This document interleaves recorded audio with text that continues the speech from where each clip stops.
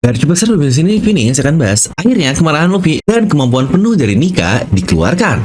Nah, mari tanpa basa-basi lagi, kita langsung saja. Waduh. Those doors, I'm a fool for your love.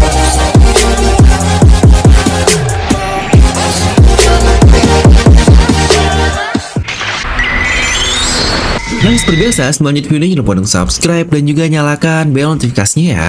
Karena kalian tidak akan tertinggal yang masih menarik seputar One Piece hanya di channel Devil Nomi.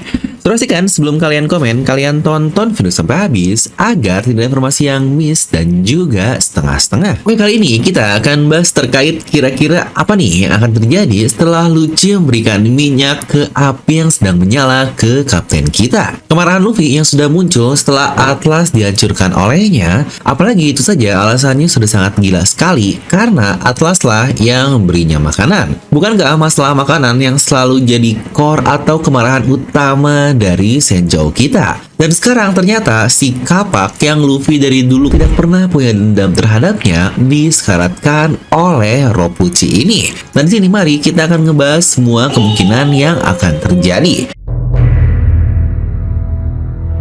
Pertama, kita akan mulai dari Gear 5 Luffy atau Awakening-nya ini sendiri, dimana menurut saya Luffy ini belum benar-benar sampai ke puncak tertinggi atau peak dari kemampuannya. Karena jika kita ingat ketika duelnya melawan Kaido dan ketika dia membuka Gear 5-nya tersebut, di situ dia hanya asal bicara dan berkata, "Oh, aku merasa ini kemampuan tertinggiku." Oke, kalau seperti itu, ini adalah Gear 5. Ya memang kita tidak tahu apakah ini gear terakhirnya atau mungkin ada yang bisa di-expand lagi dari kekuatannya.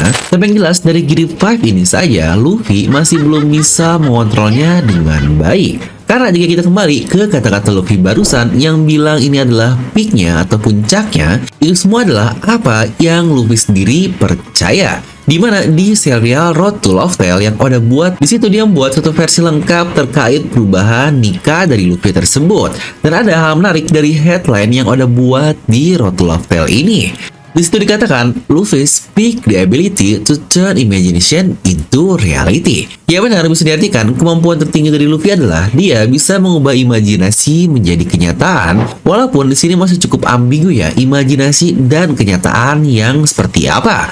Tapi yang penting adalah kata-kata Oda di bawahnya. Di situ dibilang, Luffy was convinced he had finally reached the peak. Nah, jelas sekali kan bahwa kemampuan peak atau tertinggi itu hanyalah apa yang Luffy percaya. Karena di sini Luffy hanya merasa saja jika dia sudah berada di yang tertingginya. Karena seperti kita lihat, saat melawan Kaido pun Luffy belum benar-benar menguasai Gear 5-nya dengan sangat baik. Alias Luffy benar-benar perlu trigger yang lebih baik lagi untuk dapat memaksimalkan imajinasinya dan melihatkan kemampuan dari Gear 5 yang dia percaya sebagai kemampuan tertingginya. Dimana itulah hal yang saya percaya akan terjadi setelah ini. Kita semua juga percayakan Luffy sudah jauh lebih kuat dari Rob Lucci lah. Ini seharusnya sudah cukup clear sekali. Dan alasan Oda melihatkan Luffy menjadi Gear 5 pun untuk kebutuhan dari plot juga. Makanya Vegapunk dia menjelaskan buah iblis dan Nika tersebut ke krunya yang lain. Yang di sini seharusnya clear lah ya bagian ini, karena kita juga tahu Oda ini lebih mentingin cerita dibanding power scaling untuk karakter-karakternya. Tapi sadarkah kalian, jika kebutuhannya hanyalah Vegapunk untuk menjelaskan buah iblis dan Nika saja, kenapa Oda harus mengextend atau memanjangkan case Luffy di mode Gear 5-nya lebih jauh lagi?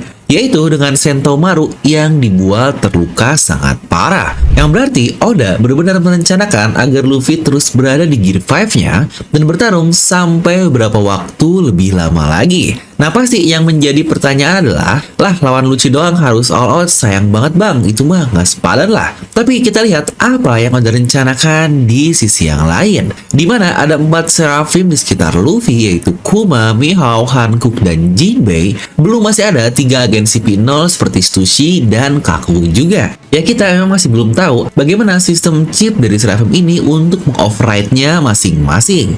Dimana CP0 mereka punya chip yang bisa mengontrol Seraphim juga, Tapi karena hierarki dari Sentomaru lebih tinggi, makanya Seraphim itu lebih mengikuti kata-kata Sentomaru. Tapi misalkan Sentomaru ini pingsan, apakah chip kontrol ini cuma bisa mereka lakukan buat kontrol es bir Kuma saja, atau ternyata ngaruh ke semua Seraphim yang ada? Yang berarti jika ngaruh ke semuanya, bukankah Luffy harus melawan keempat-empatnya? Dan bukankah satu Seraphim saja sudah sekuat itu? Yang bahkan ngebuat Yonko sekelas Kurohige dia ngeluarin hakinya untuk pertama kali. Jadi Seraphim ini bukanlah pasifista abal-abal menurut saya. Karena jika kita ingat beberapa momen akhir tahun One Piece yang selalu luar biasa dan Egghead pula yang mirip seperti Sabaody, di mana dulu di Sabaody ngelawan satu pasifista aja susahnya bukan main, bahkan butuh sampai seluruh kru. Nah sekarang tentu nggak akan susah itu, tapi yang akan diperlihatkan adalah berapa kuat pasifista versi 2 atau Seraphim ini. Ya awal rasanya sulit sih kalau Luffy harus ngelawan ke semuanya sendiri, tapi menurut saya itu bakal jadi satu momen untuk memperlihatkan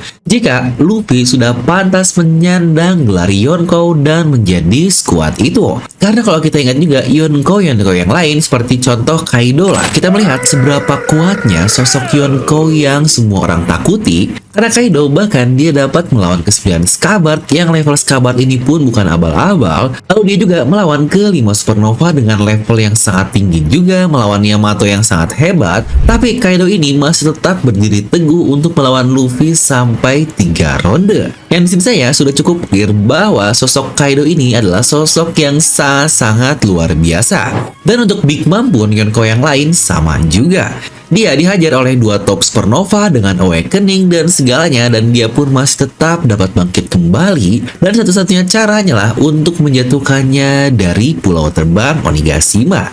Untuk Shinohige pun sama di Marineford seperti apa yang kita lihat lah, dia ini masih sangat kuat ketika dikeroyok oleh lawan-lawan luar biasa, dimana untuk Kurohige dan Shanks emang belum diperlihatkan, tapi pasti ini karena kebutuhan cerita juga. Dan untuk kapten kita, yaitu Yonko yang baru alias Luffy, kita belum pernah melihat nih Luffy dikeroyok oleh karakter-karakter top lain bukan? Bahkan ketika melawan Kaido pun dia awalnya ikut ngeroyok tapi akhirnya melawan sendiri, dan itu pun jelas lah setelah Kaido dilemahkan dengan banyak-banyak lawan sebelumnya. Bahkan di Whole Cake Island pun Luffy 1 lawan 1 melawan Katakuri, dan bahkan ketika melawan Cracker dibantu oleh Nami. Yang sebenarnya kita belum pernah melihat bagaimana Luffy ini dikeroyok oleh orang-orang hebat dan hasilnya seperti apa. Apalagi seperti sekarang setelah dia mengawakeningkan kemampuannya dan dia yang mendapatkan gelar sebagai Yonko. Yang bukankah dengan melihat kemampuan penuh Luffy dan dia dapat menahan monster-monster Seraphim yang tadi, dan bahkan masih ada kedatangan Kizaru yang kita belum tahu dia sampai kapan, itu akan menjadi penutup tahun yang luar biasa. Ingat, ini adalah chapter terakhir yang rilis secara resmi di tahun 2022, dan melihat Luffy marah besar dengan kemampuan full nikahnya, bukankah itu akan sangat-sangat epic sekali? Atau dalam kata lain, Luffy emosi di Gear 5 belum pernah kita lihat juga kan? Nah, dimana ada sedikit update nih untuk video ini, dimana hari Minggu kemarin saat jam pesta di Jepang sana, Oda memberikan beberapa pernyataan yang sebagiannya sudah saya sampaikan di post komunitas channel ini, yang bisa kalian cek lah. Dan untuk lengkapnya juga akan kita bahas di video sendiri ya, karena sepertinya banyak hal yang sangat-sangat menarik yang akan kita bahas terkait pesan Oda di jam pesta lalu. Tapi di luar itu juga Oda menampilkan satu patch dari chapter 1070, dan di sini kita lihat Luffy yang benar-benar sedang berdansa di kemampuan barunya, yaitu di mode Gear 5 Awakening-nya, yang akhirnya setidaknya momen kemampuan Luffy akan diperlihatkan di chapter ini, seperti yang sudah kita bahas lah di prediksi video kali ini, dimana Gomu-Gomu roketnya pun berubah dengan cukup drastis dengan mode Nika yang bisa mengubah semuanya menjadi karet. Di sini Luffy benar-benar dapat lebih leluasa mengatur lingkungan sekitarnya dengan karet, dan itu akan menjadi kemampuan yang sangat-sangat bergantung terhadap imajinasinya. Nah, kalau kira-kira menurut kalian gimana nih untuk Luffy dan Lucci plus para Seraphim yang lain? Apakah ada opsi yang mungkin terjadi di chapter 1070 ini? Mungkin kalau kalian juga mau melihat alternatif prediksi di mana Zoro lah yang akan menghentikan Kizaru di akhir tahun ini, kalian bisa tonton video prediksi yang ini ya, yang pernah saya buat di minggu lalu. Nah, sebelum itu juga kali ini ada promo menarik loh dari The Kings. Anjay, The Kings banget. Para raja, The Conqueror, seseorang yang layak menyandang gelar Raja Bajak Laut, tentu saja dia adalah Roger dan rivalnya Shirohige. Nah, buat kalian yang mau bundling kaos para raja hebat-hebat ini, di mana harganya hanya 200.000 saja untuk 2 kaos yang premium. Pemesanan pun bisa menggunakan COD, ada gratis ongkir juga. Kalian bisa langsung klik link di deskripsi video ya. Yuk tingkatkan status wibu kalian bersama DNM. Jangan malu jadi wibu, karena wibu juga bisa keren. Wadaw. Nah, jadi itu untuk video kali ini. Kalian bisa langsung tuliskan pendapat kalian di kolom komentar di bawah. Dan seperti biasa, semoga kalian terhibur dengan video ini. Like aja kalian suka, dislike aja kalau suka. Jangan lupa untuk subscribe dan juga share ke teman kalian. Gue udah pamit, and I'll see you guys next time.